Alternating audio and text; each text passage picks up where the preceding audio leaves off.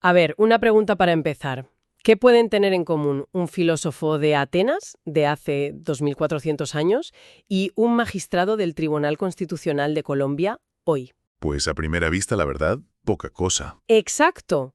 Pero el ensayo que vamos a analizar hoy defiende algo increíble, que hay una línea invisible, pero muy, muy fuerte, que conecta las ideas de Platón con la Constitución colombiana. La de 1991, nada menos. Una conexión directa. Nuestra misión hoy es esa, tirar de ese hilo, ver cómo todo eso que pensaba Platón sobre la justicia, sobre el estado ideal, pues cómo funciona como la arquitectura invisible de nuestro derecho. Es que es imposible entender el derecho de Occidente sin Platón. Es literalmente el arquitecto. El arquitecto original. Sí, toda la discusión moderna vuelve siempre a tres preguntas que él fue el primero en poner sobre la mesa, de forma sistemática. ¿Y cuáles son? Porque supongo que siguen vigentes. Plenamente. La primera, la más grande. ¿Qué es la justicia? La segunda, que es la consecuencia lógica. ¿Cómo organizamos la sociedad para alcanzarla? Y la tercera, la que más nos interesa aquí. ¿Qué papel juegan las leyes y los gobernantes en todo esto? Entiendo. Son las preguntas del millón que se dice. Y para responderlas, el análisis se centra en dos de sus obras clave, que son como las dos caras de una misma moneda. ¿Cuáles son? Por un lado, La República. Su obra más idealista, casi una utopía. Ahí es donde plantea su famoso Estado gobernado por filósofos reyes. El famoso filósofo rey, claro. Y por otro, su obra de vejez, Leyes. Un texto mucho más pragmático, más desencantado, donde le da la vuelta a todo y concluye que quien debe gobernar no es una persona, sino la ley. Perfecto. Pues vamos al lío. Para empezar, hay que entender el contexto, ¿no? Platón no escribe esto en un vacío. Para nada. El ensayo lo deja clarísimo. Él ve la Atenas de su tiempo, la polis, como un organismo enfermo. Completamente. Ve corrupción, demagogia, decisiones arbitrarias. Y su filosofía es, entonces, una especie de receta médica para curar esa enfermedad social. Esa es la clave de todo. Su concepto de justicia es inseparable de la moral. Y lo estructura en tres niveles que están, conectados. La justicia en el alma, en el ciudadano y, por supuesto, en el Estado. Y la definición clave, la de la república, es, Que cada parte haga lo que le corresponda, sin meterse en el terreno de las otras. o sea, una especie de zapateo a tus zapatos, pero a nivel cósmico, ¿no? Has dado en el clavo. Él lo llama armonía funcional. Y para que se entienda, usa esa analogía genial entre el alma y el Estado. A ver, cuéntame. Dice que nuestra alma tiene tres partes. Una racional, la cabeza, que busca la verdad. La razón. Una parte irascible, el pecho, que es la voluntad, el coraje. Y una parte apetitiva, el vientre, que son los deseos, los instintos. Vale, razón, voluntad y deseos. Y esa misma estructura, tal cual, la proyecta en su estado ideal. Con tres clases sociales, imagino. Exacto. Arriba del todo, los gobernantes filósofos, que son la razón del Estado. La cabeza, Luego, los guardianes guerreros, que son el coraje, el brazo armado. el pecho, Y en la base, la clase más grande, los productores. Artesanos, campesinos, ellos son los apetitos, la maquinaria económica que mueve la ciudad. un momento.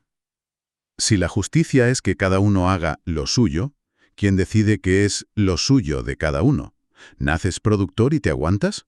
Porque eso visto desde hoy suena a un sistema de castas bastante poco justo. Es una objeción totalmente válida y es, de hecho, uno de los puntos más criticados de su modelo. ¿Ya? En su lógica, no es algo hereditario. Se supone que un sistema educativo muy estricto identifica la naturaleza de tu alma y te coloca donde perteneces. Aún así, Sí, choca. Para él la justicia no es igualdad de oportunidades. Es que cada clase actúe con su virtud propia. Sabiduría para los gobernantes, valentía para los guardianes y templanza para los productores. La justicia es esa armonía. Y el derecho es la herramienta para mantener ese orden. vale, entiendo el modelo, aunque me chirríe. Y ese modelo nos lleva de cabeza a su idea más famosa y la más provocadora, el gobierno de los filósofos. ¿Por qué ellos? Pues porque, para él, eran los únicos cualificados. Primero porque son los únicos que han visto la idea pura del bien. No es que opinen lo que es bueno, es que lo saben. Una certeza absoluta. Segundo, porque en ellos manda la razón, no la codicia o las pasiones. Y tercero, Y esto es muy importante, porque no desean el poder, lo aceptan como un deber, no como un privilegio. Hay que aclarar que no está hablando de poner a un catedrático de filosofía a presidir el gobierno, ¿verdad? Para nada. No es un gobierno de intelectuales en ese sentido. Es un gobernante que ha pasado por una formación casi ascética, mística. Tiene una superioridad moral, no solo intelectual. Y aquí es donde la conexión con hoy, para mí, es brutal. Obviamente rechazamos ese elitismo, la soberanía popular es sagrada, Claro. pero si lo piensas, la idea sobrevive de otra forma. Cuando en Colombia se exige pasar un concurso de méritos para ser juez, o se habla de la probidad de un servidor público. ¿Es eso? Estamos, sin darnos cuenta, aplicando una versión light y democrática del filósofo rey de Platón. Contemple la idea del bien. Pero sí le exigimos que decida con datos, con la ley, con el interés general. Que la razón mande, no la pasión. Esa es la idea. Y claro, para llegar a esa conclusión tan elitista, tuvo que ser muy crítico con lo que tenía delante. La democracia ateniense. Fue durísimo con ella, ¿no? Durísimo. Su crítica es demoledora, y como dice el ensayo, de una actualidad que asusta. Para Platón, la democracia era el gobierno de los ignorantes. Uf, Un sistema inestable donde una masa voluble y fácil de manipular por demagogos toma las decisiones. suena peligrosamente familiar. Totalmente. Él decía que un barco no se puede gobernar votando a mano alzada. Se necesita un capitán que sepa de navegación. Su gran miedo era que la democracia, sin virtud, degenera en caos, ¿Y del caos a? a la tiranía, cuando un demagogo se aprovecha para tomar todo el poder. Esa advertencia es un misil directo a problemas muy actuales.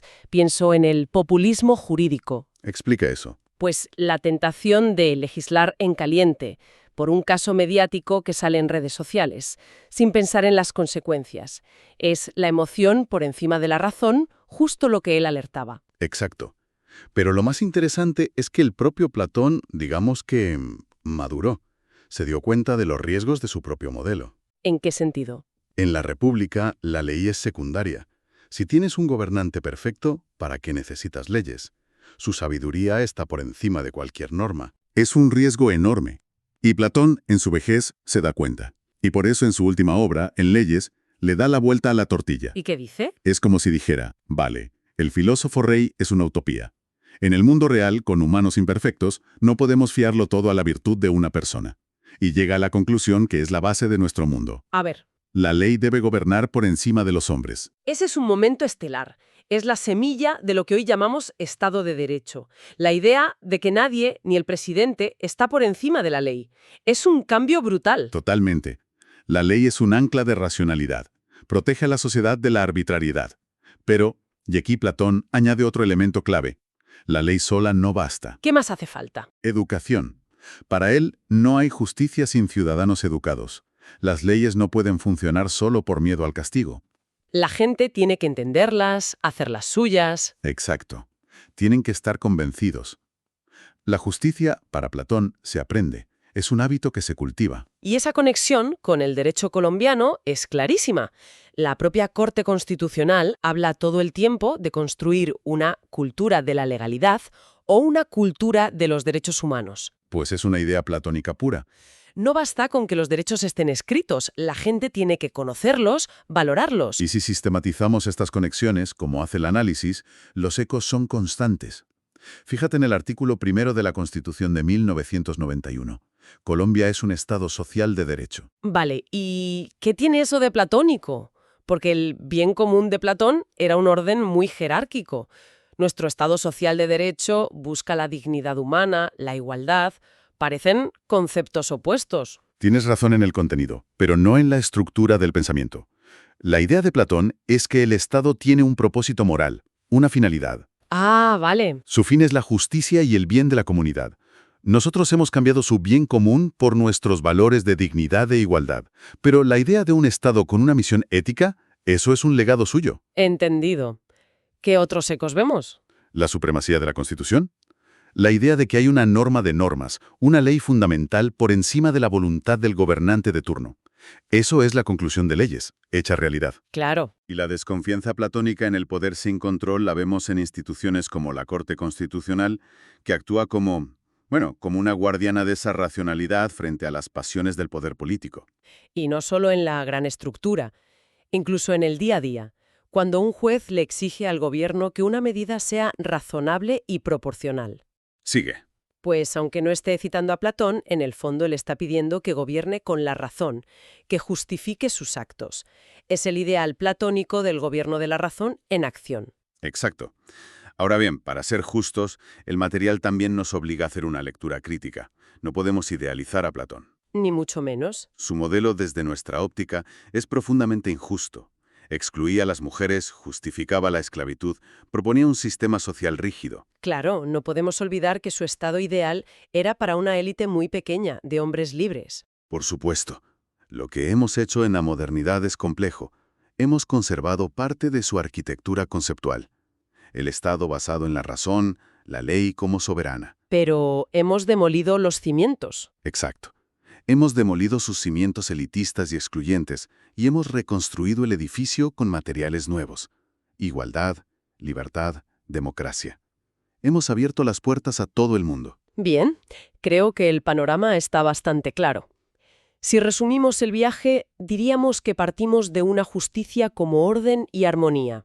Una idea potente, pero también peligrosa. Luego exploramos su ideal del gobernante filósofo, que, aunque hoy nos parece una locura, nos deja ese eco tan importante de la ética y el mérito en lo público. Vimos también cómo su crítica a la demagogia y al gobierno de las emociones sigue siendo una advertencia increíblemente actual. Y finalmente fuimos testigos de su propia evolución, ese paso crucial de creer en el hombre sabio a creer en la ley sabia. Eso es. La gran conclusión, yo creo, es que leer a Platón no es arqueología, no es un pasatiempo.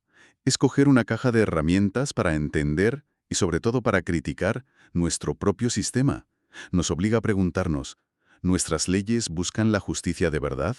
¿Nuestros gobernantes actúan con razón? ¿Estamos educando ciudadanos virtuosos o solo consumidores? Exacto. Y con esa idea me gustaría dejar una última reflexión. Platón creía que los conflictos debían resolverse con el diálogo racional, buscando la verdad. Su filosofía es una apuesta por la conciliación a través de la razón. Sí, en el fondo sí. En nuestro mundo actual, tan polarizado, del conmigo o contra mí, del insulto en el debate público, ¿qué pasaría si intentáramos recuperar algo de esa inspiración platónica?